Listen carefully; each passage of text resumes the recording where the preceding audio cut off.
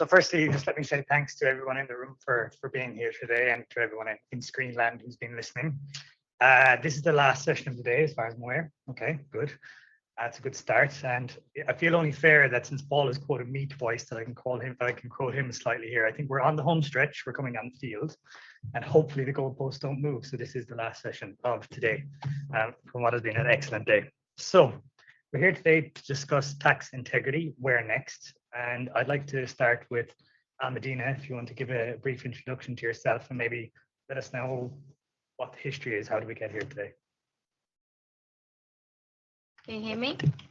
Good. I'm Almedina, and I am the lead in Danske Bank for tax evasion prevention build out. So I'm leading the build out of that, and that in itself is quite complex.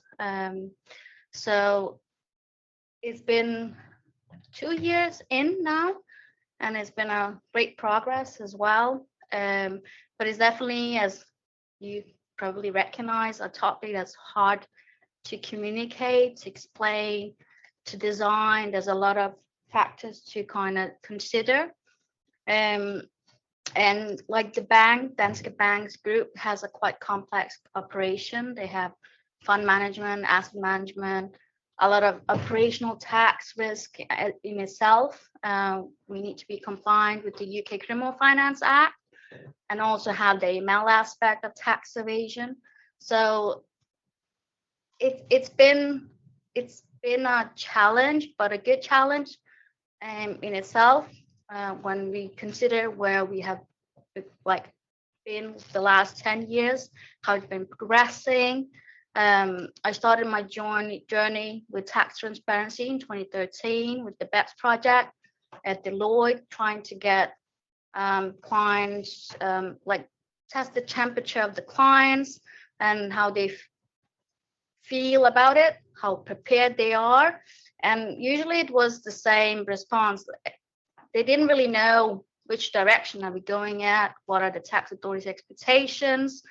So 6 years later, I wrote a thesis on the anti-abuse rule and its implementation in Denmark. And also there, I kind of assessed that it will still be a struggle. We don't have any case law. We don't know which direction tax authorities are going. So it was still actually the same challenge for the businesses and the financial institutions. Where are we going? And yeah, it's been 4 or 5 years now, and we're still having the same questions from, if it's clients or even like senior management. Where are we heading? It's changing quite a lot, but there's a common goal, a common aim, and it's paying fair taxes, being a little bit tax transparent, and like having some tax integrity. So that's kind of been the common goal throughout the entire journey of the last 11 years for me. And that's been the overarching design of everything that we do. Also in Danske Bank, we have a group tax function that's been working on the tax integrity programs for 7 years now, that we align fully on in terms of tax evasion prevention. So I kind of feel that it's been a slow progress, but the aim has been clear, but how to get there has been a dialogue in itself. Thanks very much, Almedina. It's an excellent history. Ali, who obviously needs no introduction. You obviously have a lot of clients who are dealing with this space. So what are the challenges that they are facing today? How are you addressing those? Sure. I mean, before I go there, I mean, I think it's, first of all, Almedina, a real pleasure, because Almedina has come all the way from Denmark to join us. So it's fantastic to have her. And I think, she's being somewhat modest. I think it's challenge enough for most organizations to be dealing with something as complex as tax integrity, but to be able to do it under public scrutiny, it's really my hat off to you. Okay. I think that it's a really important point as to how did we get here? I mean, we had a fantastic session earlier on tax transparency, and sort of like the journey starts with the sort of like automatic exchange of information regimes. You go into sort of like the leaks and then you realize they're not working, or there are discrepancies. I mean, I know we had a discussion about micro entity, micro FIs, and so on. CRS is obviously being upgraded. We've got FATCA being discussed and sent. That that needs tightening up. In the interim, you've had UK's corporate criminal offence regime come in, the senior accounting officer regime, sort of like over 100 SAOs being fined and so on. And since then, you've had individual domestic measures coming in, the likes of Wolfsburg, collectively for client tax matters. You've got the Dutch who have been working at their own structure. Luxembourg have got their own, Singapore, Hong Kong. So what you've got is all of these measures. And people ask me now, they say, what do you do? I don't sort of like tell them tax transparency or FATCA here. I say I do tax integrity, which is a culmination of all of these things. And it is a challenge. So I will answer your question. It is a challenge because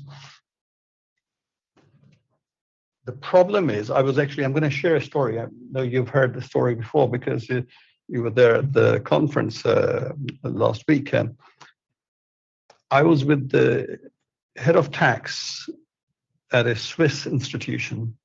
This particular Swiss institution has been very generous in paying monies to the US Treasury through fines and so on. And they have spent immense amount of money with consultants. And I miss the golden age of FATCA, when things were flowing for the consultants. They spent a lot of money. And I said, look, you've done all of these things. Is there anything else left to do? I said, yeah, absolutely.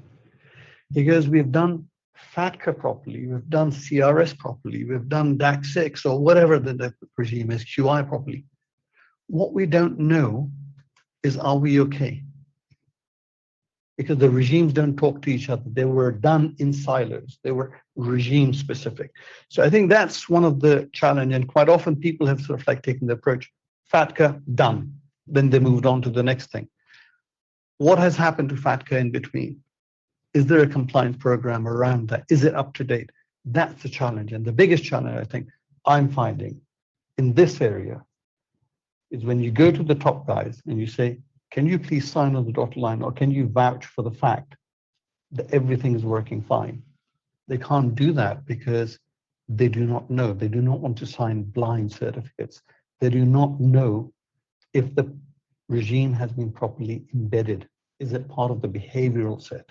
Because we heard, like Richard Collier started at the start of the day, which was about motivations. It's about remuneration. How does your organization recognize? Is there a compliance culture? And that's what slightly is difficult to grasp. So just to be clear, when Stefan introduced me earlier from BG Switzerland, that was not us. Just to be clear. It's almost as if everything set up today, the whole agenda was to culminate with this topic to bring it all back full circle. That's obviously not a coincidence. Well done.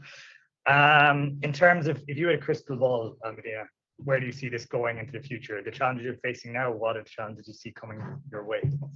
I feel that regulators are becoming a little bit more vigilant of the fact that we need to be a little bit more specific in which guidelines people should work under. Considering the on-shell initiative, before, the financial institution kind of would struggle about if it's abusive or aggressive corporate structure or not. If that if a regulator goes in and actually decides that, that's a factor that's been removed as a burden on the financial institutions. That's an example, for example. But I think it will take a lot of time until we pretty much get there to kind of lessen the burden on just financial institution or organization in general. They're left a little bit alone with the decision on which direction to go in, but also, as you say, there's no validation if they're actually going into the right direction. Plus, I think there's a need for some stability. There's a constant change in the environment. So if you in a compliance unit need to kind of argue that you need to invest in controls or technology, it's a little bit hard on the tax side because you cannot really tell the management that tomorrow is going to be the same as yesterday. So why would they invest? So it's a really hard conversation to have, and also to lead the right path because it affects so much. So I think that we are slowly getting there, but I think we'll definitely struggle at least for the next 10 years to actually have clear guidelines on where we're going and which direction is the right direction or the expected direction from a regulator. Ali, anything to add? Yeah, I mean, I fundamentally believe that where organizations, if they're going to directionally take it from a regime, whether it's FATCA or DAC 6 or 83 or whatever, you're going about taxing integrity the wrong way. It's not going to come up grassroots up. You have to take it completely the other way. Organizations cannot define their tax integrity agenda by reference to a particular regime. They have to take it completely the other way and decide as an organization, what is it that you want to stand for? It is fundamental to your strategy that we are about this. And that's a board level discussion. And once you've decided that, then your compliance with individual regimes and so on works out. So it's a top-down process. I am going to make a complete plug. So unashamedly, at Hansuke, we do work with these kind of organizations. We have a 8-step framework that we engage. And the first thing you do is actually start. People say, oh, well, have a look at my QI manual. I'm actually not interested in your QI manual. I want to have a different discussion. I want to first of all, find the accountable person. Many organizations, there's no accountable person. You ask them, so have you done some training? Yeah, we subscribe to some XYZ package that's repeated each year, and it's bits and pieces. But there is actually, it's completely fallen out of date.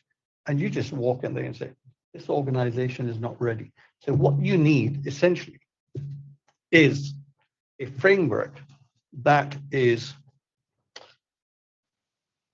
robust, it is resilient, and it's enduring, and it's versatile to be able to take into account different products, different business lines, different geographies, and different individual tax regimes.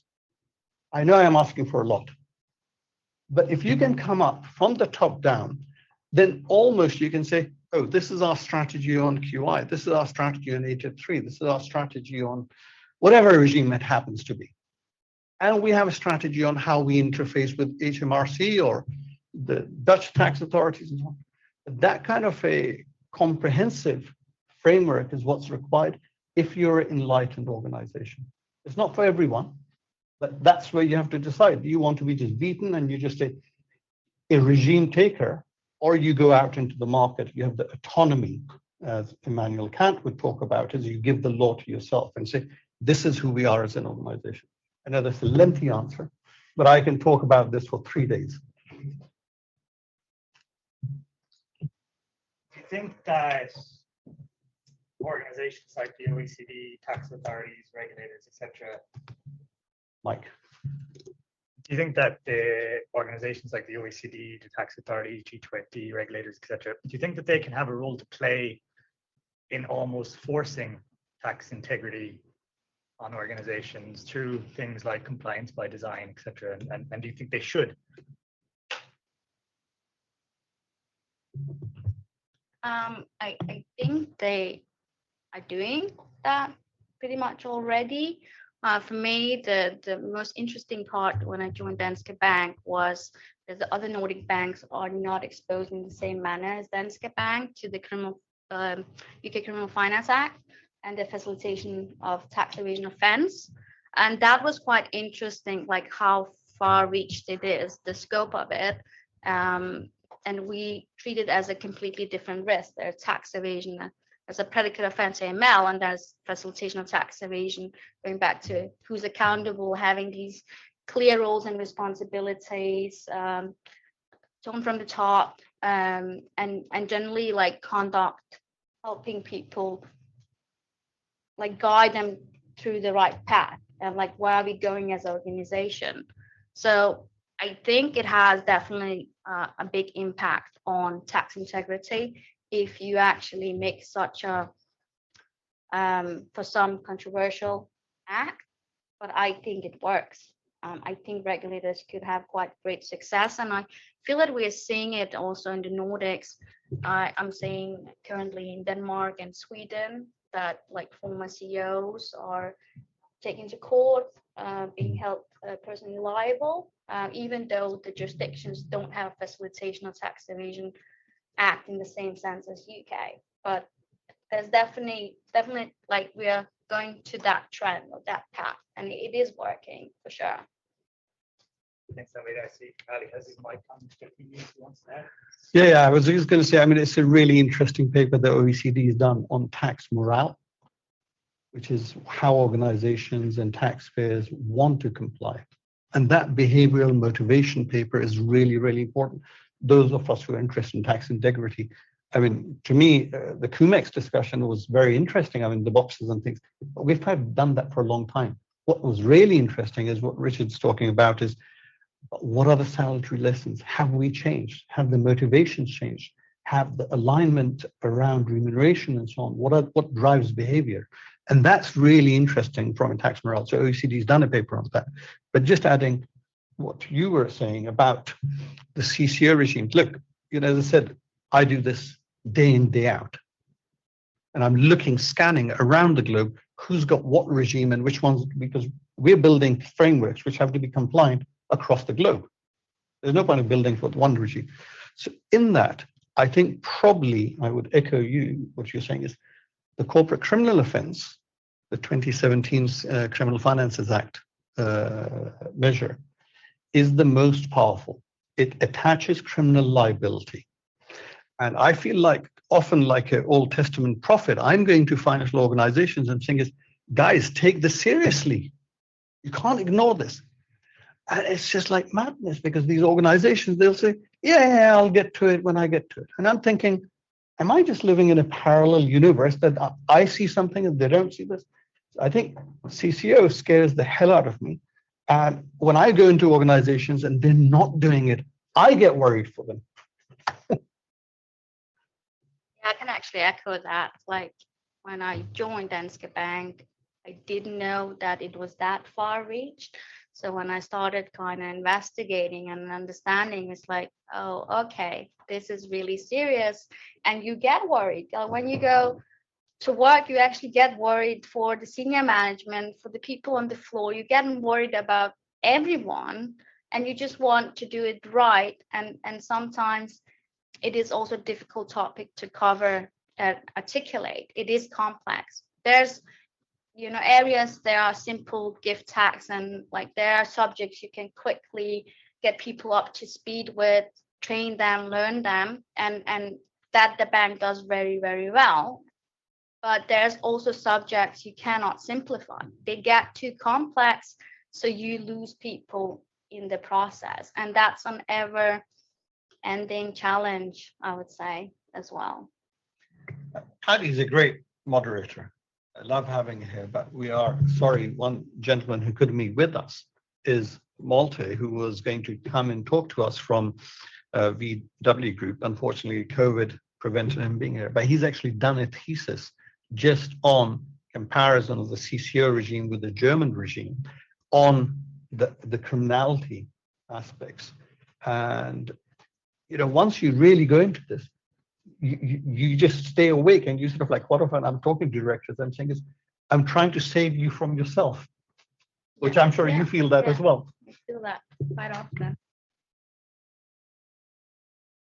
I think like the development of the tax area has been really interesting to follow, and it's going to be interesting to follow the next many years. And also like technology, what are we getting? Denmark is quite, in regards to that, quite ahead. We don't do tax returns ourselves. It's completely digital. And they also have quite a developed control framework in the tax authorities. So they pick up on things quite quickly. So I think digital, like technology, can do a lot for the future, but it can also be a little bit complex. So it's a balance, and also taking it a little bit step by step.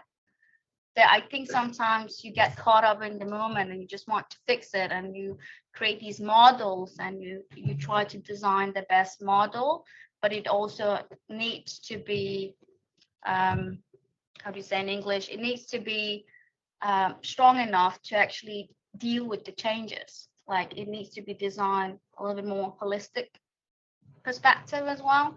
But I also echo what has been said before on collaboration and generally cooperating business authorities and all the stakeholders coming together, try to as you say, compliance by design.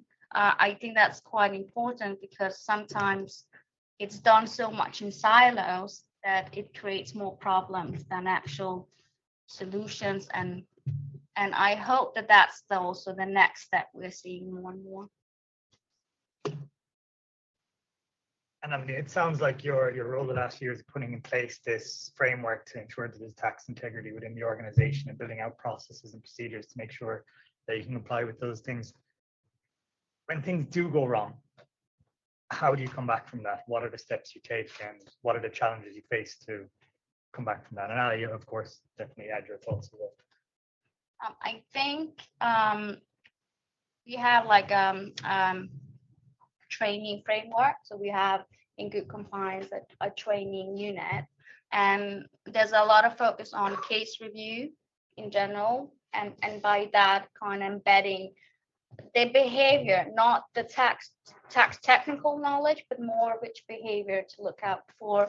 So I think there's a great focus on including people, like making more inclusion as a focus area rather than the subject matter expertise. It's the people that is going to drive this on the floor, and kind of getting to the point where they understand where the aim is, why we're doing it, what's the benefit, also what's the challenge, acknowledging challenges and acknowledging them in regards to when they do good, but also acknowledging that it is a really difficult subject. So errors will happen. You might not have assessed it entirely correct. That's okay. It's a progress, step-by-step development, constant development, and supporting that development and supporting people is really the key elements that we focus on, for sure. I would add two things. First of all, when you use the term errors happen, are these things happening within existing framework? If they are happening, so you've already established a system, there's a framework in place, and something goes wrong, you just take it in your stride because that was part of the whole feedback process. That's fine. When errors happen outside of a framework or a system, that is a problem. I mean, then you're looking at immediately voluntary disclosure and that kind of thing. And again, there are different cultural issues from that.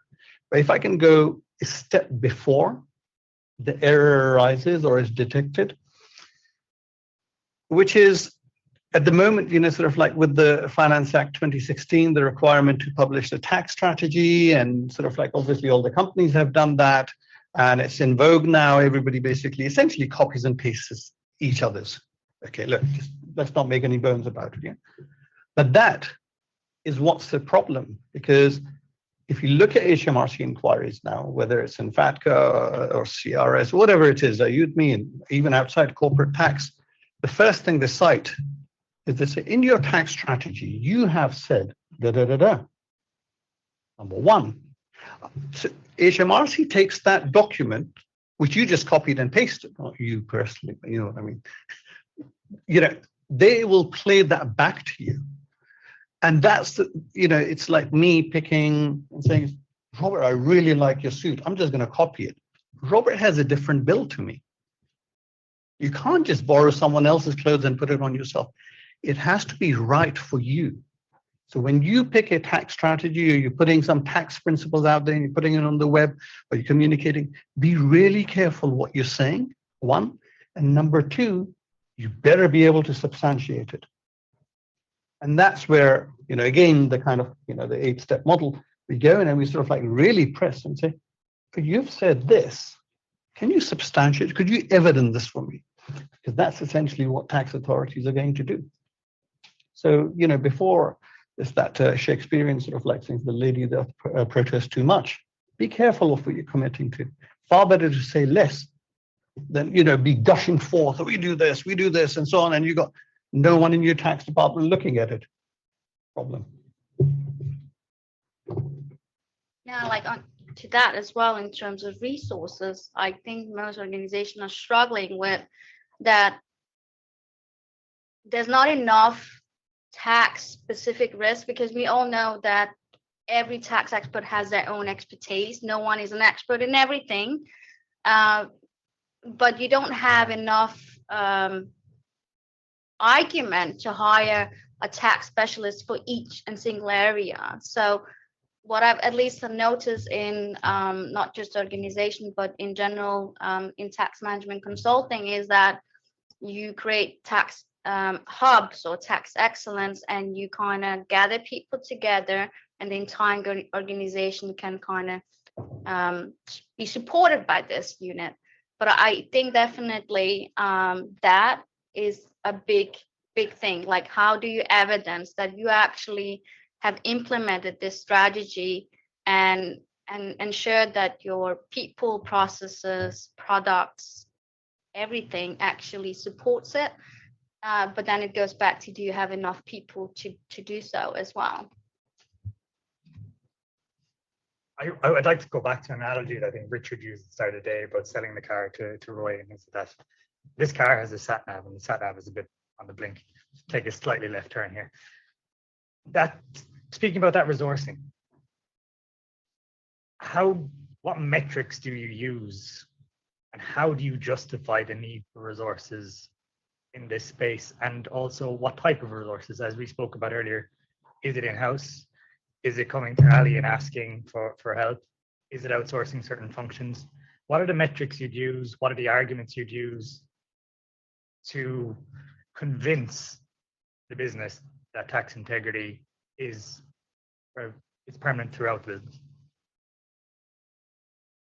That's a good question, and also a hard question, I must say. I'm asking I'm going to use it when I go back. Yeah, it's definitely a hard question. Like, personally, what we have done is that I work very closely with group tax, and we kind of assess the typical typology, so typical cases that actually arise, and what are the needs to solve the complexity of them. So there's a constant analysis of needs, of resources, and what is the best solution to that. Is it in-house? Is it outsourcing? So it really depends on what the process is. It is a very difficult question, I would say, but I think you kind of do an analysis every day, week by week. You align across units. Danske Bank has an investment tax department to support that area. We have group tax, there's the tax evasion framework, there's the AML analyst. So there's a lot of people that can feed data into what are the needs, but you need to help them with some guiding points on what to tell you, to actually kind of figure out what are the FT needs, like which resources do we need. But the issue is that you also need to establish which areas are going to change too frequently, that you might just need to go to Ali, for example, and get help. And get the most up-to-date knowledge as well. Thanks very much, Almedina. So Ali, we throughout the day we've spoken about the complexity in tax and how tax integrity will play a role in that. We've spoken about UK CCOs. You talked about ACCA, CRS, TARF. There's DAC 6. There is Luxembourg Circulars 2744, AML KYC, which links to tax. There's Australian DDO rules. It just seems like it's never ending. Coming back to resourcing, when somebody comes to you and says, we need your help, what do you see? Do you see people just completely adding to their tax teams constantly, or then reevaluating the tax function? Well, that's not going to happen, is it? So that's why most tax departments that I come across, there's no other way to put it, the tax governance and the resourcing architecture, the model is broken or non-existent. So I think given that you are going to be resource constrained, it actually becomes even more incumbent for you to have a decent game plan right at the beginning. And that, how do you manage your service providers? I mean, we talked about it earlier on, they're carrying, yes, you have outsourced to them, they're operationally performing things, but the legal responsibility is yours. So, 10 years at BlackRock as head of tax, I mean, for me, the main thing was build a bloody good middle office functionality in taxation to keep an eye on what's happening. And I think that boundary management is really, really important. I mean, most organizations you go to, we had a discussion about stamp duty, and most people don't know who takes care of stamp duty. It's probably some board in your fund accounting, sort of like custodian side of things. But that's your risk once it blows up, yeah? The VAT side of things, oh, well, that's group tax. Then you go and talk about CCO, well, that's somebody else, transfer price. And I think one just needs to step back and say, let me see how the whole model is working, and then make a really careful determination, and down to sort of like service providers are, sorry to say, I'm talking against my own fraternity, but it's Richard was talking about the legal opinions, and they've got sort of like the assumptions. Go to the assumptions. Similarly, you have to go to look at the engagement letters, because the thing is, I'll say, Almedina, I was doing you a favor. I didn't expect to be sued, so back onto you. So where's the risk, that boundary management and so on? And I think that's really sort of like the holy grail. If firms can work that one out, then you can sleep better at night. And then just to link back to the last topic as well, with Paul, with Len, and with Robert, when you're building these tax integrity frameworks, how does digitalization that has not yet been invented fit into this? And it is being invented quite quickly. I don't do You really have some hard questions. And that's why he's not going to ask me to do this again. Where's Robert? No, I would say there's been clear development in technology providers outside of the organization that you can look to. There's a definite need to either go to them or completely redevelop the technology that you have. A lot of institutions have, to say, really old technology that was built back in the day, but also it's not easy to develop because the knowledge has left the organization. The developers are not able to figure out how the original system was structured to actually change it. I think it's important. The best advice I have in that regards is that you ensure that, again, there's like overarching overview of what you purchase and what features. Usually what I've noticed, the issue is that when you purchase a standard product, you don't get the add-on of tax compliance, or you don't make the right choice for the risk, and you try to develop workarounds. That's where technology fails. It's not really a good approach. But I think, knowing Len and knowing Globe Tax, I've seen what it can do, and it can really take away the burden from the institutions if they go that way. And I think that's the future, that you'll probably need to kind of outsource or purchase in-house technology from some service providers that done this for way longer. Maybe in the Nordics, it's been, to be giving you an example, in the Nordics, back in 2016, before the dividend scandal, the reclaim process was based on trust. So what the institutions did was send an Excel spreadsheet and said, I want this paid out for these securities, here you go. And then the tax authority said, okay, here's the money. And that's pretty much what they needed to do.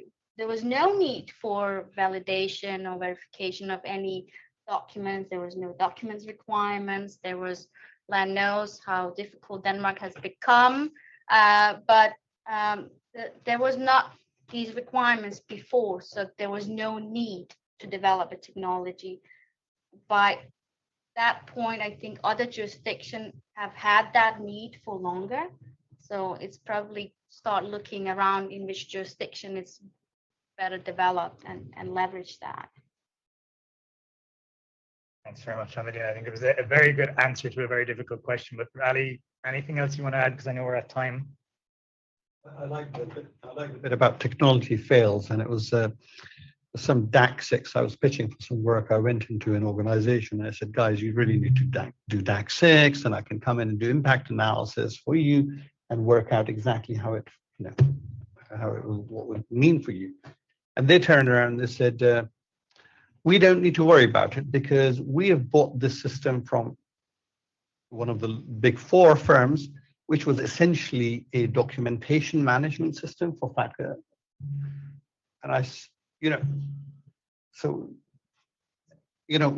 how am I supposed to respond to that? And I'm just looking at this person and thinking, and they said, that particular big 4 firm have got us covered. And I'm thinking, have you discussed this with the big 4? Do they know that you're taking their documentation management systems and you are applying it, or you think you're using for DAC 6 purposes? I mean, they will be equally horrified.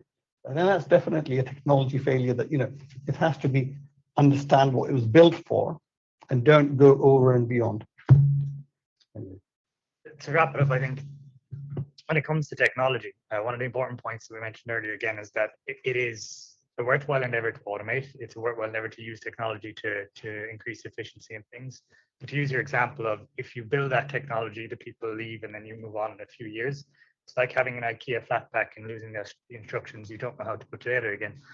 And I think that's really important to have the tax technical people involved in that build, and what we call them internally citizen developers, because then at least if things change, they can identify what's changing and how that was automated and then go directly to the point instead of having to figure it all out again.